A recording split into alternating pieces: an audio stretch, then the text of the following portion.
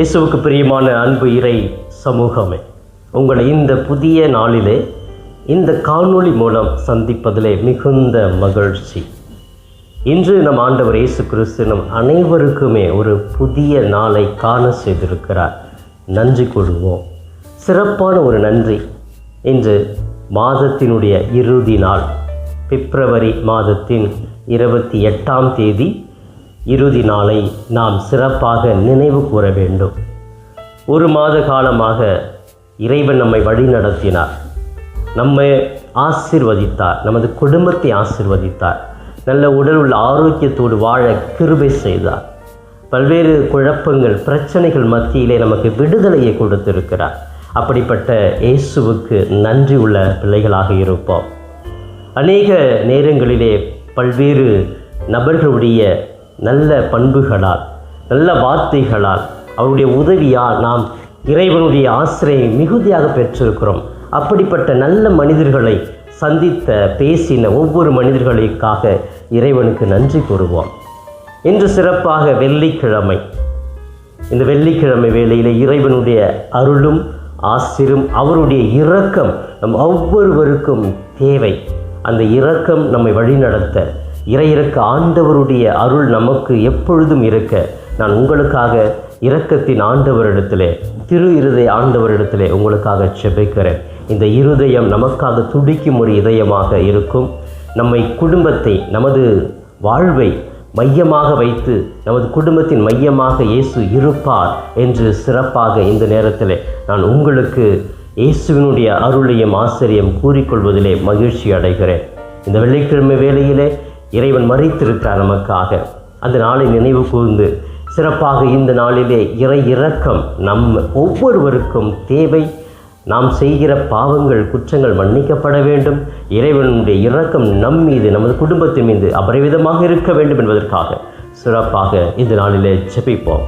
பிரியமானவர்களே, இன்றைய மன்னா என்ற இந்த நிகழ்ச்சியின் மூலமாக இன்று தாயாம் திரு அவையும் இயேசு நமக்கு கொடுக்கிற செய்தி, மார்க்கு எழுதிய நற்செய்தி 10ஆம் அதிகாரம் 1-12 முடிய பகுதிகள். இந்த பகுதியை என்னால் வாசிக்க நேரமில்லை. அதனால் நீங்கள் தயவுசெய்து இந்த பகுதியை ஒவ்வொரு நாளும் அன்றாட மன்னாவாக நினைத்து அதை படித்து பாருங்கள். என்னை விட உங்களுக்கு நிறைய சிந்தனைகள், தியான உரைகள் மனதிலே எழுந்து உங்களுக்கு நல்ல ஒரு செய்தியை கொடுக்கும் என்பதிலே எந்த அளவும் சந்தேகம் கிடையாது. எனவே படித்து பாருங்கள். இறை வார்த்தை உங்களை சுகமாக வாழ வைக்கும், நல்ல சிந்தனைகளை கொடுக்கும், செயல் வடிவம் கொடுக்கும். இன்று இந்த உணவை பற்றி நாம் தியானிக்கலாமே.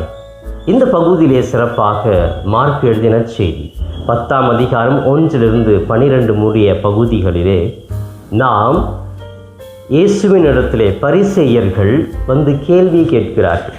பரிசேயர்கள் இயேசுவை திட்டமிட்டே அவரை பழி வாங்க வேண்டும், ஏதாவது ஒரு விஷயத்தில் அவர் மாட்டிக்க மாட்டாரா அப்படிங்கிறதுக்காகவே அவர் பின்னாடியே வந்து ஒரு சில கேள்விகளை முன் வைக்கிறாங்க. அந்த கேள்விகள் கேட்பது எதற்கு அப்படின்னு சொன்னால், வழக்கமாக நம்ம எதுக்குங்க கேள்வி கேட்போம்?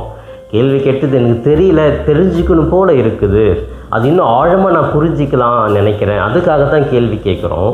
ஆனால் இந்த பரிசேயர்கள் இயேசுக்கிட்ட ஒவ்வொரு முறையும் வந்து கேள்வி கேட்கும் பொழுதெல்லாம் உள்ளுக்குள்ளே ஒரு சூழ்ச்சியை வச்சுக்கிட்டு அவர் மாட்டிக்குவாரா, அவர் பேரை கெடுத்துடலாமா அப்படின்னு எப்படி தான் பதில் சொல்கிறாருன்னு பார்க்கலாம் அப்படின்னு ஒரு சோதனைக்காகத்தான் கேள்வி கேட்குறாங்களே ஒழிய அவர்கள் புரிந்து கொள்வதற்காக இல்லை.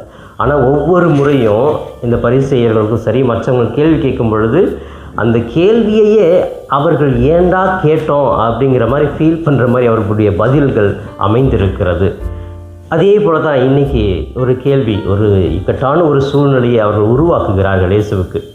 அதாவது ஒரு கணவன் மனைவியை விவாகரத்து செய்யலாமா, மனவிலக்கு செய்யலாமா, அது சரியா தவறா என்ற ஒரு கேள்வி தான் இங்கே முன்வைக்கப்படுகிறது.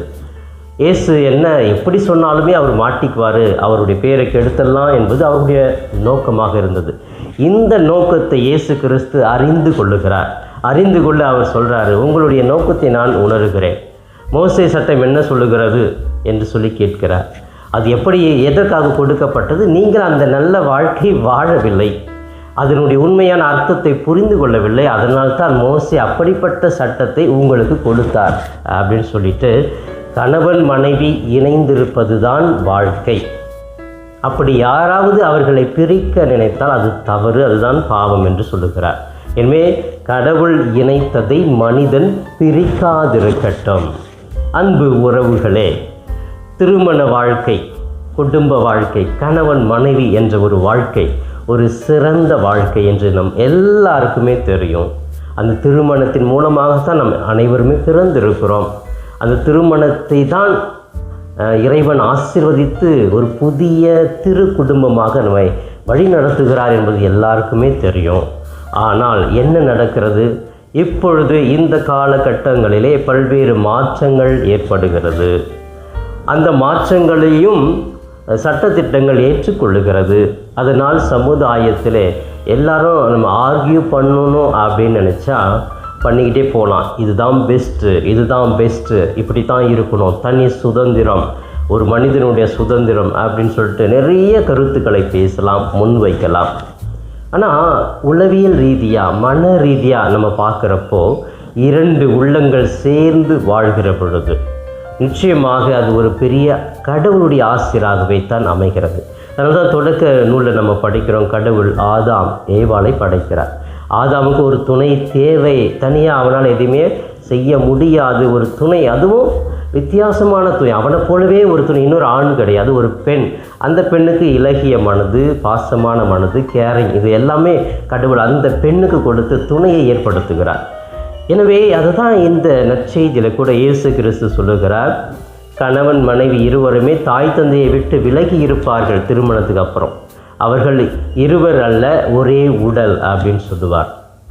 எனவே அப்படிப்பட்ட அந்த ஒற்றுமை, ஒருவர் என்ற ஒரு உணர்வு திருமணத்தின் மூலமாக கொடுக்கப்படுகிறது என்றால், இன்பத்திலும் துன்பத்திலும் உடல் நலத்திலும் நோயிலும் நான் உங்களுக்கு பிரமாணிக்கமாகவே இருப்பேன், என் வாழ்நாள் எல்லாம் உங்களை நேசிக்கவும் மதிக்கவும் வாக்களிக்கிறேன் என்று சொல்லி கூட இறைவன் முன்பாக திரு அவையிலே வாக்கு கொடுத்து கூட இந்த புதிய திருமண வாழ்வை தொடங்குகிறோம்.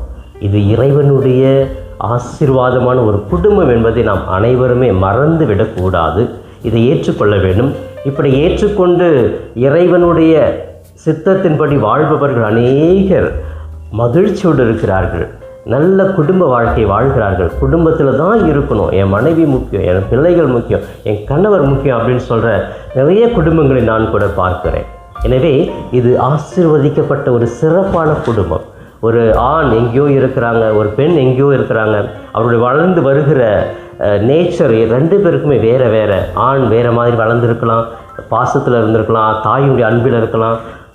மனைவி குடும்பத்தில் ரொம்ப செல்ல பிள்ளையாக இருந்திருக்கலாம், சொகுசாக வாழ்ந்திருக்கலாம், அவங்க நினச்சதெல்லாம் செஞ்சுருக்கலாம், நினச்சதெல்லாம் வாங்கி கொடுத்துருப்பாங்க. இப்படி அவர்கள் உணர்வுகள், அவருடைய எண்ணங்கள் எல்லாமே வித்தியாசம். ஆனால் இருவரும் சந்திக்கிறார்கள். எவ்வளோதான் நம்ம லவ் பண்ணி மேரேஜ் பண்ணால் கூட உண்மையாகவே அவர்களுடைய உணர்வு, தனித்தன்மை நம்ம இன்னும் 50 வருஷம் ஆனாலும் புரிஞ்சிக்க மாட்டாங்க. நிறைய குடும்பங்களில் திருமணமாகி 25 வருஷம் ஆச்சு, இன்றைக்கி தான் இப்படி அவர் செய்யறது நான் பார்க்குறேன், இது வரைக்கும் அவர் இப்படி பண்ணதை நான் பார்த்ததே இல்லை, இப்படிப்பட்ட குணம் இவருக்கு இருக்குதா, எனக்கு இப்போ தான் எனக்கு தெரியும், இத்தனை வருஷம் ஆச்சு எனக்கு ஒன்றுமே தெரியாது அப்படின்னு கணவன் மனைவி மாறி மாறி பேசுவதை நாம் பார்த்துருப்போம். அப்படின்னா மனிதனுடைய இயல்பாடுகள், குறைகள் நிறைய இருக்கத்தான் செய்கிறது. அதை ஒருவரை ஒருவர் ஏற்றுக்கொண்டு புரிந்து கொண்டு தனி சுதந்திரத்தையும் கொடுத்து குடும்பத்திலே அமைதியோடு வாழ்வது, பிரிவில்லாமல் வாழ்வது. ஒரு முறை கல்யாணம் பண்ணிட்டோம் அப்படின்னு சொன்னால் இருவருமே சேர்ந்து வாழணும். எல்லாருக்குமே பிரச்சனை தாங்க, எந்த குடும்பத்தில் எந்த மனிதனுக்குள்ள பிரச்சனை இல்லை, அதை புரிந்து கொள்ள வேண்டும். ஓகே, இவர் தான் என்னுடைய கணவர், இது என்னுடைய மனைவி, இவர்கள் குணம் இப்படி இருக்கிறது, இவர்கள் குணம் இப்படி இருக்கிறது. ரெண்டு பேரும் உட்காந்து பேசுவோம், பேசிட்டு நல்ல முடிவுகளை எடுப்போம். ஒருத்தர் அப்படி விட்டு கொடுக்கணும், ஒருத்தர் ஏற்றுக்கொள்ளணும், இன்னொருத்தர் அதை விட்டு கொடுக்கணும், ஏற்றுக்கொள்ளணும் அப்படின்னு மாறி மாறி mutual transfer of conversation, communication இருக்கணும் கட்டாயமாக. ஒருவருடைய உணர்வுகளை புரிந்து கொள்ள வேண்டும், ஒருவருடைய எண்ணங்களை புரிந்து கொள்ள வேண்டும், அவருடைய சுதந்திரத்துக்கு இடம் கொடுக்க வேண்டும். இதெல்லாம் அட்ஜஸ்ட்மெண்ட்டு தாங்க. அட்ஜஸ்ட்மெண்ட் பண்ணி போகணும் அப்படின்னு சொன்னால் இறைவன் நமது குடும்பத்தை அபரிவிதமாக ஆசீர்வதிப்பார். இந்த காலகட்டத்துக்குள் இப்படிப்பட்ட உணர்வுகள் மாறிக்கொண்டே இருக்கிறது, பெரிய மாற்றங்கள் வந்து கொண்டே இருக்கிறது. கணவன் நீ என்ன சொல்கிறது, நான் என்ன செய்கிறது, நான் சம்பாதிக்க, என் குடும்பம், நீ வேலையை பாரு, என்ன எதுவுமே நீ கேட்கக்கூடாது. மனைவி நான் வேலை செய்கிறேன், நான் நிறைய சம்பாதிக்கிறேன், இது என்னுடைய சுதந்திரம், என் பணத்தை நான் எப்படி வேணால் செலவு பண்ணிக்குவேன், நான் யாருக்கிட்டையும் பேசுவேன், எப்படியும் பண்ணிக்குவேன், மொபைல் இருந்து நீ பார்க்கக்கூடாது, சீக்ரெட்டு அப்படிங்கிற ஒரு உணர்வு பெண்களும் பேச ஆரம்பிக்கிறார்கள். இதெல்லாம் ஒரு புரிதல் இருந்தால் நல்ல சந்தோஷமாக தான் இருக்கும். ஆனால் இதை தாண்டி நாம் தவறு செய்கிற பொழுது, ஒருவரை ஏமாற்றுகிற பொழுது நாம் வித்தியாசமாக வாழ ஆரம்பித்து விடுகிறோம். எனவே தான் இப்படிப்பட்ட கால சூழ்நிலையிலே விவாகரத்து சாதாரணமாக இருக்கிறது. மனவிலக்கு பெறுவது சாதாரணமாக மாறிவிட்டது. இன்னைக்கு கூட திரு அவை அந்த ஒரு ப்ராசஸை ரொம்ப லாங்காக எடுக்கிறாங்க. ரொம்ப ஆண்டுகள், 3 ஆண்டு 5 ஆண்டுகள் எடுத்து தான் இது கொடுக்கலாமா கொடுக்கக்கூடாது. ஏன்னா இது கடவுள் இணைத்த ஒரு குடும்பம், கடவுளால் ஆசீர்வதிக்கப்பட்ட ஒரு குடும்பம் என்பது திரு அவை உணர்கிறது, அதை ஏற்றுக்கொள்கிறது. அதனால்தான் எவ்வளோ பிரச்சனை வந்தாலும் அதை சரி செய்ய முடியுமா என்று வழி தேடிக்கொண்டிருக்கிறார்கள். பிறகு இது சரியே படாது, வேறு வித்தியாசமாக ஏமாற்றி விட்டார்கள், இது குடும்ப வாழ்க்கைக்கு சரியில்லை, இது இம்பெடிமெண்ட் அப்படின்னு சொல்லுவாங்க, அதெல்லாம் நிறையா இருக்குது. அப்படிலாம் யோசித்து பார்த்து தான் மனவிலக்கு கொடுக்கிறார்கள், விவாகரத்து கொடுக்கிறார்கள் கத்தோலிக்க திரு அவையில். எனவே பிரியமானவர்களே, இன்று சிறப்பாக இந்த குடும்ப வாழ்வு ஆண் பெண் இணைந்திருப்பது இன்றைக்கி மாறிக்கொண்டே வருகிறது. திருமணத்துக்கு முன்பாக வாழ்வது அல்லது வேறு மனிதரோடு வாழ்வது, இப்படி தவறான ஒரு சூழ்நிலைக்குள் நாம் தள்ளப்பட்டு கொண்டிருக்கிறோம். ஆணும் வாழ்ந்தால் போதும், பெண்ணும் வாழ்ந்தால் போதும், இதெல்லாம் பெரிய கேள்விக்குறியாக இருக்கிறது. எது குடும்பம், எப்படி வாழ வேண்டும் என்பது இந்த காலகட்டங்களிலே நமக்கு ஒரு குழப்பத்தை கொடுக்கிறது. ஒரு காலத்தில் வெளிநாடுகளில் எல்லாம் இந்த இந்தியர்களுடைய திருமணத்தை பார்த்து வியப்பார்கள். எப்படி ஒரு ஆண் ஒரு பெண் இவ்வளோ ஆண்டுகளாக சந்தோஷமாக வாழ்கிறார்களே, இவருடைய திருமண வாழ்க்கை வித்தியாசமாக இருக்கிறது என்று சொல்லி பெருமையாக இந்திய திருமணத்தை பேசினார்கள். இந்திய நாட்டுக்கு கலாச்சாரத்தை உயர்த்தி பேசி வியப்பாக பார்த்த அந்த மனிதர்கள் இப்போ நார்மலாக போயிடுச்சு. அவர்களைப் போன்று இந்தியர்களும் செய்ய ஆரம்பித்து விட்டோம். எனவே அப்படிப்பட்ட சூழ்நிலையில் தான் நம்ம பல்வேறு துன்பங்களை, இடர்பாடுகளை, பிரச்சனைகளை, நிம்மதி இல்லாத மன உளைச்சலுக்குள் ஆளாகி ஸ்ட்ரெஸ் நிறையா வந்து எல்லா குடும்பத்திலும் கணவன் மனைவி ஏதாவது ஒரு பிரச்சனை மைண்டில் வச்சுக்கிட்டே தான் இன்றைக்கி இருக்கிறோம். அப்படிப்பட்ட ஒரு குழப்பமான ஒரு சூழ்நிலை ஏற்பட்டு கொண்டு இருக்கிறது. எனவே இந்த நாளிலே இன்றைய மன்னாவின் மூலமாக கடவுள் ஒரே வார்த்தை தான் சொல்கிறார், கடவுள் இணைத்ததை மனிதன் பிரிக்காது இருக்கட்டும். அந்த மனிதர்கள் ஒருவேளை மாமனாராக இருக்கலாம், அல்லது சொந்தங்களாக இருக்கலாம், அண்ணன் தம்பியாக இருக்கலாம், மற்ற நண்பர்களாக இருக்கலாம். ஏதாவது ஒன்று சொல்லி கணவர்கிட்ட சொல்லி மனைவியே விலக்கி வர்றது. இல்லைன்னா மனைவிகிட்ட ஏதாவது ஒன்று அப்பா அம்மா பேசி அது இப்படி செய்கிறாரு, அப்படி செய்கிறாரு, உனக்கு கேட்கலடி, நீ அப்படி இருக்காத, நீ விவாகரத்தை கொடுத்துட்டு வந்துடு, நான் பார்த்துக்கிறேன். இப்படி மனிதர்கள் அவர்களை தவறாக ஊக்குவித்து பிரிக்க நிறைய பேர் முயற்சி எடுத்து கொண்டிருக்கிறார்கள், செய்கிறார்கள். எனவே கணவன் மனைவி இருவரும் ஒற்றுமையோடு சமாதானத்தோடு ஒருவர் புரிந்து வாழுகிற பொழுது அவர்களுக்கு பெரிய ஆசீர்வாதம் கிடைக்கிறது. அவர்களுக்குள் நிம்மதி, ஒற்றுமை, உண்மையான வாழ்வு நீடித்து வாழ்கிறது. எனவே அப்படிப்பட்ட ஒரு நல்ல வாழ்க்கை வாழ்வதற்கு சிறப்பாக இந்த நாளிலே இறைவனிடத்தில் வேண்டி விரும்பி கேட்போம். கணவன் மனைவியும் எப்பொழுதுமே ஒவ்வொரு நாளும் ஜெபித்து, ஆண்டவரே நீரை இணைத்த இந்த குடும்பம் உம்மால் ஆசீர்வதிக்கப்பட வேண்டும், நீர் எங்களை வழிநடத்தப்பட வேண்டும் என்று சொல்லி தொடர்ந்து ஜெபிப்போம். இறைவன் அருளும் ஆசனம் ஒவ்வொருவருக்குமே சிறப்பாக கணவன் மனைவிக்கு இருக்கும் என்று நான் இந்த நேரத்தில் இறைவனுடைய அருளால் சொல்லிக்கொள்ள விரும்புகிறேன். ஜெபிப்போமா. எங்கள் தாயும் தந்தையுமான இறைவா, இந்த புதிய நாளுக்காக நன்றி கூறுகிறோம். இந்த வெள்ளிக்கிழமை வேளையிலே சிறப்பாக ஒவ்வொருவருக்கும் உமது இரக்கத்தையும் உமது அன்பையும் நிறைவாக பொழிவீராக. சிறப்பாக இன்றைய மன்னாவின் மூலமாக கணவன் மனைவி பற்றி, அவர்களுடைய வாழ்க்கையை பற்றி நாங்கள் சிந்தித்தோம். ஏதோ ஒவ்வொரு கணவனும் மனைவியும் எப்படி வாழ்ந்து கொண்டு இருக்கிறோம், கணவனுக்கு நான் உண்மையாக இருக்கிறேனா, மனைவிக்கு நான் உண்மையாக இருக்கிறேனா, குடும்பத்தில் எது வந்தாலும் நாங்கள் ஒருவர் ஏற்றுக்கொண்டு புரிந்து கொண்டு வாழ்கிறோமா, நிம்மதியோடு சமாதானத்தோடு சந்தேகம் இல்லாமல் வாழ்கிறோமா என்று அவர்கள் சீர்தூக்கி பார்த்து அவர்கள் குடும்பத்தை இன்னும் சிறப்பாக வளர்த்து கொள்வதற்கு அவர்கள் ஆற்றல் கொடுப்பீராக. பல்வேறு குடும்பங்களிலே பிரச்சனைகள், கணவன் குடியினாலே மனைவியை சித்திரவதை செய்வது, மனைவி தவறான வாழ்க்கையின் மூலமாக மற்றவர்கள் ஏமாற்றுவது, இப்படி பல்வேறு சிந்தனைகள், பல்வேறு குழப்பங்களினாலே குடும்பங்கள், எத்தனையோ குடும்பங்கள் பிரிந்து கிடக்கிறது. இயேசுவே, அந்த குடும்பங்கள் எல்லாம் இந்த அமைதியை கொடுப்பீராக, சமாதானத்தை கொடுப்பீராக. இந்த புனிதத்தன்மையான குடும்ப உறவை அவர்கள் மேன்மேலும் உணர்ந்து அதன்படி வாழ அவர்களுக்கு ஆற்றல் கொடுப்பீராக. ஒரு நல்ல கணவனாக, நல்ல மனைவியாக, நல்ல பெற்றோராக குழந்தையை வளர்ப்பதில் அவர்களுக்கு தங்களுடைய கடமையை செய்வதில் ஆற்றலை கொடுப்பீராக. தூய ஆவியால் வழி நடத்துவீராக. இன்னும் இப்படிப்பட்ட திருமண உறவை பிரிக்க இருக்கிற மனிதர்களின் ஆசீர்வதியும். அவர்கள் தவறான காரியங்கள் அவர் வாழ்க்கையில் செய்யாமல் இருக்க அவர்களை தூய ஆவியால் வழி நடத்துவீராக. இந்த நாளை ஆண்டவரை உமது பாதத்தில் ஒப்புக் கொடுத்து நாங்கள் தொடங்குகிறோம். இந்த நாள் முழுவதும் ஒவ்வொருவருக்கும் அபரிவிதமான ஆசீர்வாதமும் அருளும் கிடைக்கட்டும்.